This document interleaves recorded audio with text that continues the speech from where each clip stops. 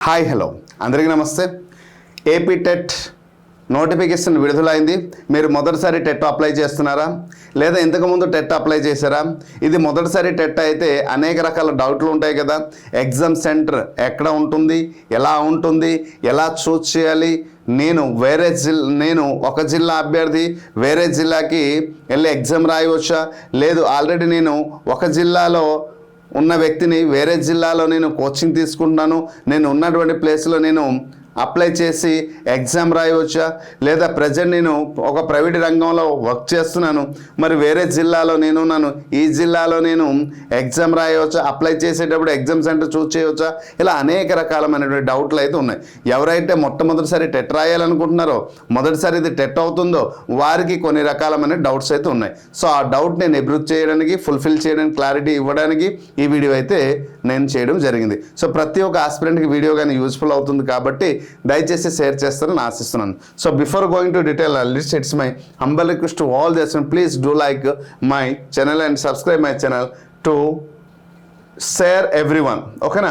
So ఇప్పుడు మనకి doubt ఏంటంటే ఎగ్జామినేషన్ సెంటర్స్ అనేది ఎక్కడ ఉంటుంది, మనం ఎలా చూస్ చేయాలి? ఎగ్జామినేషన్ సెంటర్ అనేది ప్రభుత్వం ప్రకటించినటువంటి సెంటర్లోనే వెళ్ళి మనం ఎగ్జామ్ రాయాలా, లేదా నాకు ఇష్టం వచ్చిన ఎగ్జామ్ సెంటర్స్ నేను చూస్ చేసుకోవచ్చా? ఎస్, ఇక్కడ మనం గమనించాల్సింది where will the exam be conducted అని చెప్పారు. సో ఏపీ టెట్ మనకి ఆగస్టు ఎప్పటి నుంచామా, ఆగస్టు 5th నుంచి మనకి ఎగ్జామినేషన్ జరగనున్నాయి. మరి ఆగస్టు 5th నుంచి సిబిటి కంప్యూటర్ బేస్డ్ టెస్ట్ ద్వారా ఎగ్జామ్ జరగబోతున్నాయి. మరి ఆ ఎగ్జామ్ జరగబోతున్నాయి కాబట్టి అది ఎక్కడ జరుగుతుంది అంటే ప్రతి జిల్లాలో, డిస్ట్రిక్ట్ హెడ్ క్వార్టర్స్లో ప్రతి జిల్లాలో జరుగుతుంది.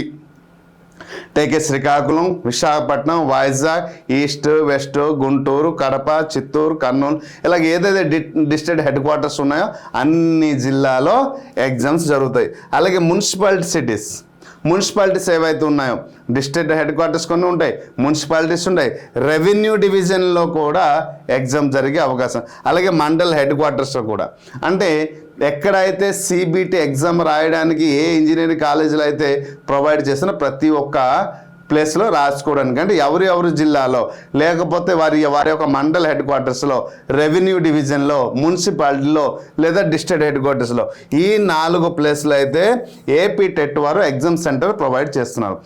మీ జిల్లాలో ఉన్న మండల్ హెడ్ క్వార్టర్స్, మీ జిల్లాలో ఉన్న రెవెన్యూ డివిజన్, మీ జిల్లాలో ఉన్నటువంటి మున్సిపాలిటీస్ ఏవైతే ఉన్నాయో ఆ ప్లేస్లో అయితే ఎగ్జామ్ రాయడానికి ప్రభుత్వం వారు వెసులుబాటు కల్పిస్తున్నారు.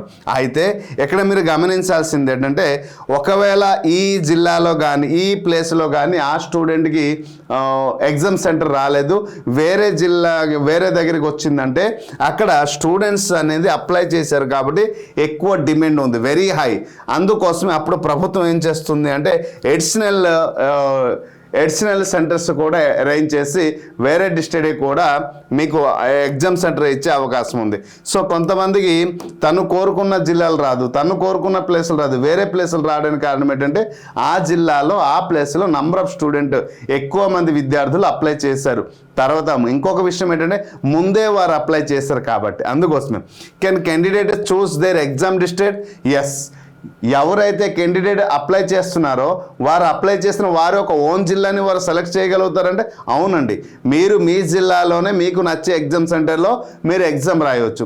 ఏ separate window will be provided. దానికోసం అప్లై చేసిన తర్వాత ప్రభుత్వం వారు ఎగ్జామ్ జరిగే ముందు కొన్ని రోజుల ముందు స్పెషల్ విండో డ్రైవ్ ఒకటి ఓపెన్ చేయడం జరుగుతుంది.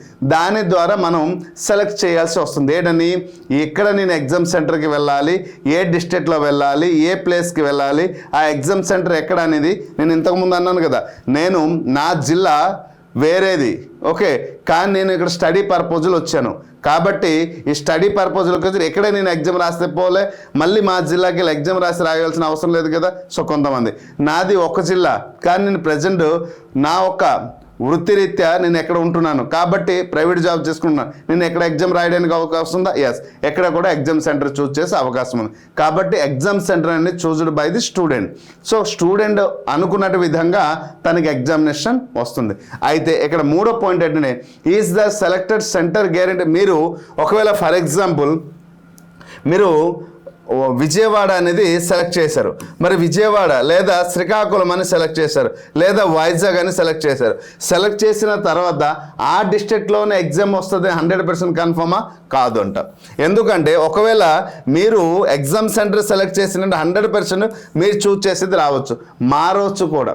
ఎందుకంటే అక్కడ availability of centres, number of candidate, subject wise requirement, administrative consideration, ఇలా 4 కారణాలు కూడా ఉంటాయి.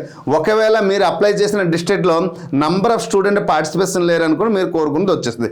కానీ అక్కడ తక్కువ సీట్స్ ఉంటాయి, ఎలోకేట్ చేసి ఉంటారు సిబిట్ రాయడానికి, ఎందుకంటే కంప్యూటర్ బేస్డ్ వేసుకుందా. కానీ అక్కడ నంబర్ ఆఫ్ స్టూడెంట్స్ ఆ జిల్లాలో అప్లై చేస్తారు. అప్పుడు ఏం చేస్తారంటే వేరే జిల్లాకి ఇవ్వడానికి, వేరే సెంటర్కి ఇవ్వడానికి అవకాశం. అందుకోసమే మినిమం మనం 2-3 ఎగ్జామ్ సెంటర్స్ సెలెక్ట్ చేయాలి. మనకి నచ్చినవి 2-3 ఎగ్జామ్స్, మినిమం 3 ఎగ్జామ్ సెంటర్స్ మనం సెలెక్ట్ చేయాల్సి వస్తుంది. సో ఇంకా ఎక్కువ ఉంటాయి, కానీ మినిమం మేజర్గా మనం 3 టాప్ 3లో ఏదైతే ఇస్తామో మ్యాక్సిమం 99% ఫస్ట్ ప్రిఫరెన్స్ ఏదైతే ఇస్తామో దానికి వస్తుంది, లేదా సెకండ్ ప్రిఫరెన్స్ ఏ ఎగ్జామ్ సెంటర్కి ఇస్తామో దానికైనా వచ్చే అవకాశం ఉంటుంది. సో అందువల్ల మనం కోరుకుంది రాదు అంటే దానికి 4 రీజన్స్ అనేవి ఇక్కడ చెప్పడం జరిగింది. Okay, so right. మనం can I change my exam centre later? మనం ఎగ్జామ్ సెంటర్ ఆ విండో క్లోజ్ అయిపోయిన తర్వాత నేను దాన్ని మార్చడానికి అవకాశం ఉందా? లేదు. మనం ఎగ్జామ్స్ డేట్ ఆ డేట్లో నేను అటెండ్ అవ్వలేకపోయినా వేరే డేట్లో నేను వెళ్ళి ఎగ్జామ్ రాయడానికి అవకాశం ఉందా? లేదు. సో ఇది గుర్తుపెట్టుకోండి, ఎగ్జామ్ సెంటర్ మీరు మార్చడానికి వన్స్ మీరు కన్ఫర్మ్ చేసేసిన తర్వాత మీరు ఎగ్జామ్ సెంటర్ మార్చడానికి ఛాన్స్ లేదు. లేదా ఆ విండో డ్రైవ్ ఓపెన్ అయ్యేటప్పుడు కానీ మీరు సెలెక్ట్ చేయకపోయినా కూడా వారు ఎక్కడైతే సెంటర్ ఇస్తారో అక్కడికి వెళ్ళి రాయాల్సిందే, మీరు మార్చడానికి మీ చేతిలో అయితే లేదు. ఓకేనా? రెండోది, తర్వాత రోజైనా నేను ఎగ్జామ్ రాయడానికి అవకాశం ఉందా? ఈ రోజు నేను అటెండ్ కాని ఎడలా? లేదు, అది కూడా నాట్ అలౌడ్. సో ఇవి నాట్ అలౌడ్, గుర్తుపెట్టుకోండి. మీకు మార్నింగ్ సెషన్ ఉంది, మీరు ఆఫ్టర్నూన్ సెషన్ వెళ్ళి ఎగ్జామ్ రాస్తామన్నా అవ్వదు. ఆఫ్టర్నూన్ సెషన్ ఉంది, మార్నింగ్ రాసేస్తానన్నా అవ్వదు. ఈ రోజు ఎగ్జామ్ ఉంది, రేపటి రోజు నేను వెళ్ళి ఎగ్జామ్ రాస్తానన్నా అవ్వదు. ఇది గమనించాల్సింది. సో అటువంటి అవకాశం అయితే ఎవ్వరికి లేదు. సో కాబట్టి అందుకోసమే అప్లై చేసేటప్పుడు మరి ఏం చేయాలి సార్ అంటే first come first serve basis ఇక్కడ ఇవ్వడం జరుగుతుంది. అంటే ఎవరైతే మొదటిసారి, ఫర్ ఎగ్జాంపుల్ ఇక్కడ 2 ఎగ్జాంపుల్ ఇస్తాను. ఏ అనే క్యాండిడేట్ ఫస్ట్ డే అప్లై చేశాడు, అక్కడ higher chance to getting a preferred. So A అనే క్యాండిడేట్ అనేది చేశాడు, రామ్ అనే క్యాండిడేట్ ఏం చేశారంటే ఫస్ట్ నోటిఫికేషన్ వచ్చిన 2 రోజుల్లో అప్లై చేశాడు. తను కోరుకున్నటువంటి ఎగ్జామ్ సెంటర్ వచ్చింది. ఇక్కడ శ్యామ్ అనే బి అనే క్యాండిడేట్ అప్లై చేశాడు. ఎప్పుడు? లాస్ట్ డేట్, ఈ రోజు లాస్ట్ డేట్, ఈ రోజు లాస్ట్ డేట్. వాడు కూడా అదే ఎగ్జామ్ సెంటర్, ఇక్కడ ఎగ్జామ్ సెంటర్ ఇద్దరు వైజాగ్ కోరుకున్నారు. సో కానీ అప్పుడు ఈ సెకండ్ పర్సన్కి, బి అనే పర్సన్కి, శ్యామ్ అనే పర్సన్కి వైజాగ్ దొరకదు. అప్పుడు ప్రభుత్వం పక్క జిల్లా శ్రీకాకుళం ఇవ్వచ్చు, లేదా విజయవాడ ఇవ్వచ్చు, లేకపోతే హైదరాబాద్ ఇంకా ఎక్కడికైనా ఇవ్వచ్చు. సో పర్సన్స్ యొక్క ఒపీనియన్ ముందు తీసుకున్న తర్వాత వారు ఇమీడియట్లీ ముందు ఏం చేయాలంటే అప్లై చేయాలి, ముందే అప్లై చేయాలి. ముందే ఎప్పుడైతే అప్లై చేస్తారో ఎక్కువ అవకాశం ఉంటుంది. లాస్ట్ డేట్ వరకు ఉంటే మాత్రం మీరు కోరుకున్న ఎగ్జామ్ సెంటర్ అయితే మీకు రాకపోవచ్చు. అయితే ఫస్ట్ ప్రిఫరెన్స్ మీరు ఏదైతే చూస్ చేస్తుంటే అది రాకపోవచ్చు, సెకండ్ ప్రిఫరెన్స్ ఏదైతే చేస్తుంటారో అది ఇవ్వచ్చు. ఇవన్నీ గైడ్ లైన్స్ అన్ని టెట్లో ఉన్నటువంటి గైడ్ లైన్స్. నేను నా స్వతసిద్ధం కాదు, ఆ వెబ్సైట్కి వెళ్తే దాంట్లో ఉన్నాయి. దాన్ని నేను టైప్ చేసి మీకు ఈజీగా అర్థమవుతుందని పాయింట్ వైజ్ పెట్టడం జరిగింది. సో అందుకోసమే apply age early age possible, త్వరగా అప్లై చేయాలి. ఎగ్జామ్ సెంటర్ సెలెక్ట్ చేసేటప్పుడు చాలా కేర్ఫుల్గా చేయాలి. వన్స్ సెలెక్ట్ చేసి సబ్మిట్ చేసిన తర్వాత మళ్ళీ మార్చడానికి, ఎడిట్ చేయడానికి అవకాశం అయితే లేదు. Do not expect centre change after the allotment. Me centre allotment అయిపోయిన తర్వాత మళ్ళీ దాన్ని మోడిఫై చేయడానికి అవకాశమే లేదు. సో అప్పుడు మనం చెక్ చేస్తుండాలి వెబ్సైట్ సెంటర్ని. తర్వాత మనకి హాల్ టికెట్ వచ్చినప్పుడు మనం ఏ సెంటర్ అయితే సెలెక్ట్ చేసామో ఆ సెంటర్లో అయితే ఎగ్జామ్ ఉంటుంది, లేదా ఇంకొక సెకండ్ ఆప్షన్ ఇచ్చి ఉంటాం కదా అక్కడైనా ఉంటుంది. So that is the detail information. Exam centre అనేది విద్యార్థి చేతిలోనే ఉంది, ఆస్పిరెంట్స్ చేతిలోనే ఉంది. అది కాకపోయినా అంటే తను అనుకున్నటువంటి ఆప్షన్ 1, 2, 3 ఇస్తారు కదా, సో ఈ మూడిట్లో ఏదో ఒకటి కన్ఫర్మ్. అయితే మ్యాక్సిమం 90% ఫస్ట్ ఆప్షన్లోనే ఏదైతే చూస్ చేస్తే అదే జరుగుతుంది. కానీ మరీ హెవీ కాంపిటీషన్గా ఉంటే సెకండ్ ఆప్షన్, మళ్ళీ అక్కడికి కూడా హెవీ ఉంటే థర్డ్కి వస్తుంది తప్ప, లేదా ఫస్ట్ ఆప్షన్లోనే మ్యాక్సిమం ఉంటుంది. టెన్షన్ పడకండి. సో దీనికి మీరే ప్రిపేర్ అవుతున్న టెట్ ఎగ్జామినేషన్ పేపర్ 1, పేపర్ 2కి సంబంధించినటువంటి ఇంగ్లీష్ నుంచి కంప్లీట్ కోర్స్ అయితే మేము ఇస్తున్నాం. సో పేపర్ 1 కానీ పేపర్ 2కి సంబంధించినటువంటివి సో ఓన్లీ 99 రూపీస్కే కంప్లీట్ కోర్స్ ఇంగ్లీష్కి సంబంధించింది ఇవ్వడం జరుగుతుంది. So contextual grammar, textual grammar, vocabulary, methodology and material 25,000 test series కూడా ఇవ్వడం జరుగుతుంది పేపర్ 1కి పేపర్ 2కి.